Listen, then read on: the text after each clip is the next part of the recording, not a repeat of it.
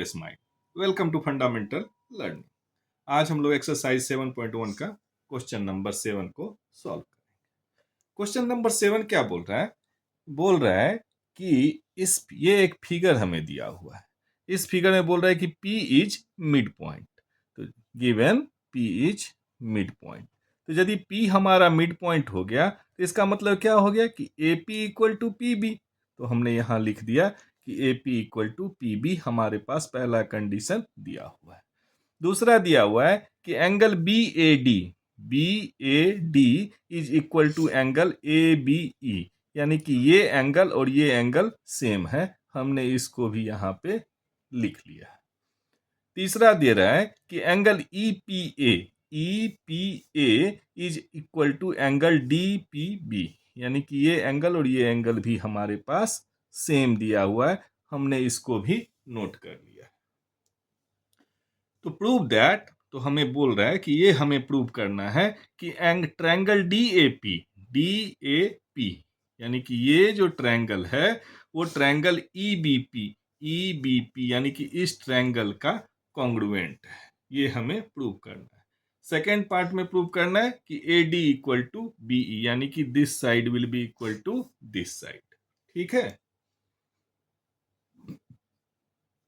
इसको प्रूव करने के लिए वही है कि हम यदि दोनों ट्रायंगल को, यानी कि इस ट्रायंगल को और इस ट्रायंगल को कॉन्ग्रुएंट प्रूव कर देंगे तो हमारा ये हो जाएगा पहला पार्ट। यदि पहला पार्ट हो जाएगा तो दूसरा पार्ट भी हमारा ऑटोमेटिकली हो जाएगी। AD side will be equal to BE side with the CPCT, यानी कि corresponding part of corresponding triangle, corresponding part of congruent triangle. ठीक है। तो इससे हम क्या देखते हैं कि इस दोनों ट्रायंगल को, यानी कि ट्रायंगल ADP या DAP और ट्रायंगल EBP को हमें कॉन्ग्रुएंट प्रूव करने के लिए क्या क्या अवेलेबल है। तो हम देख रहे हैं कि ये एंगल और ये एंगल अवेलेबल है, ये साइड और ये साइड अवेलेबल है, ये दोनों बराबर हैं। अब हमें तीसरा यदि कोई एंगल हम इसको प्रूव कर दे कि ये भी इक्वल है तो हमारा हो जाएगा ASA से क्राइटेरिया से। तो हम इस एंगल पे ध्यान देते हैं कि ये एंगल बराबर ये एंगल है और ये जो बीच में है ये कॉमन है। तो हम इसको लिख सकते, इसमें हम इसको ऐड कर दे और इसमें हम इसको ऐड कर दे तब भी ये दोनों आपस में बराबर होंगे। तो इसी को हम पहले नोटिफाई कर लेते हैं।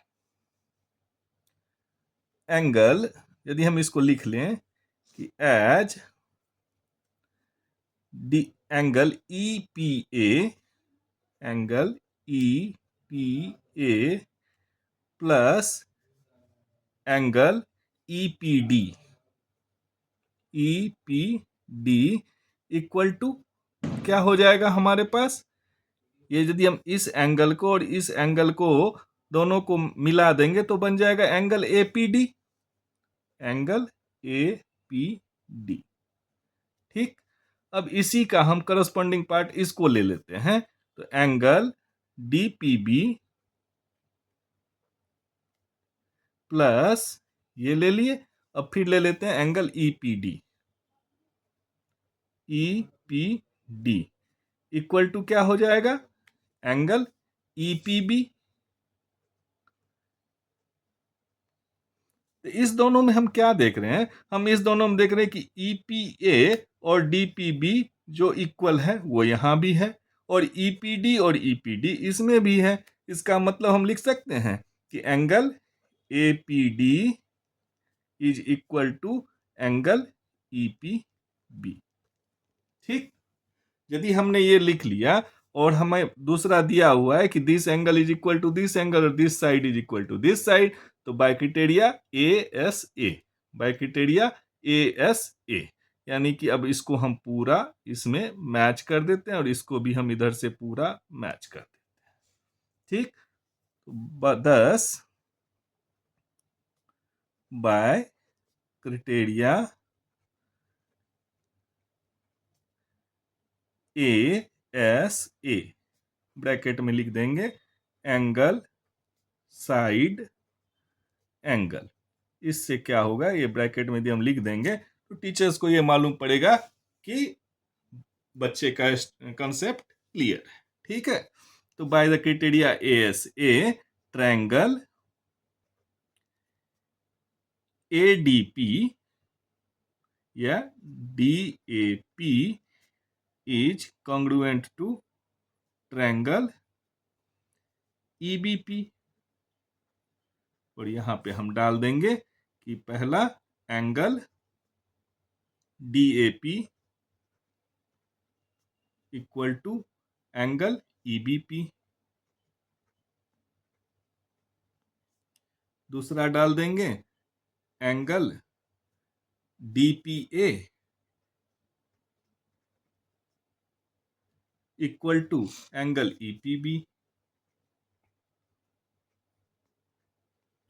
और तीसरा डाल देंगे कि side AP equal to side PB। ठीक, ये लिख दिए। और सेकेंड पार्ट के लिए, as both triangle are congruent, so by CPCT यानी कि corresponding parts of congruent triangle, by CPCT AD equal to BE, proved। Thank you।